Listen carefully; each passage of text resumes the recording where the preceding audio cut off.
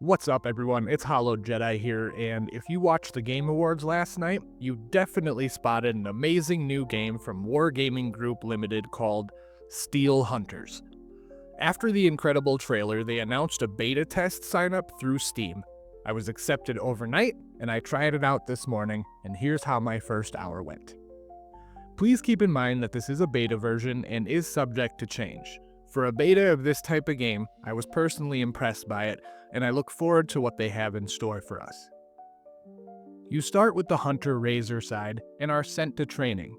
After some fine-tuning in settings, you're off like a shot, piloting your very own mech around a linear training ground.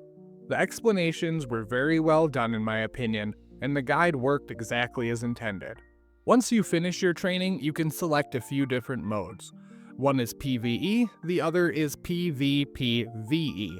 We tried out both modes, and much like the tutorial, things were explained very well and the objectives were very easy to spot. After a victory and some upgrades, we decided to take our chances in the public lobby. In the public lobby, you are assigned a human teammate, and your goal is to conquer the map. You will face off against NPCs as well as human-controlled enemies while capturing their bases. I liked how easily everything was explained, and you had clear guides to each objective. I liked the team aspects a lot, and one small tweak that I think could happen with the devs would be to add the ability to have more teammates, or maybe another game mode that supports this. I really liked the look and feel of the game itself. Again, for a beta, I see the potential in it, and it will end up being many hours of fun for all who play it. The OST was also very good and went very well with the game in my opinion. But I'm not all sunshine and rainbows, so we need to address some minor issues. First, the default movement feels really slow. I understand the hunter is large, and being a machine of sorts, it should move kind of slow, but maybe not that slow. I personally feel like the default movement could be sped up. Once you get going, you get a speed boost, but getting there felt real sluggish. Secondly, the default aim sensitivity is very low.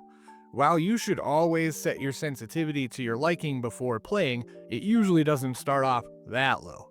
For me, it felt like the default was even slower than regular NPC movement. This is a user preference and very minor, but I felt like the default could start just a little bit higher. Lastly, I hope the devs will take a look at the teammate revive.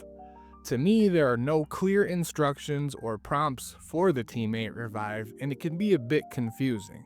Not to say that the devs should copy this method, but the revive in Black Ops 6, for instance, is very easy to spot and takes a small amount of precision. There's also a progress bar that has to fill up while you are taking fire or attacks, and something similar could be implemented to make things a little easier for the player/teammate. Overall, I see a lot of positives for this game. It looks and feels nice, the combat is good and engaging, and the environments are destructive, which is always a plus for me.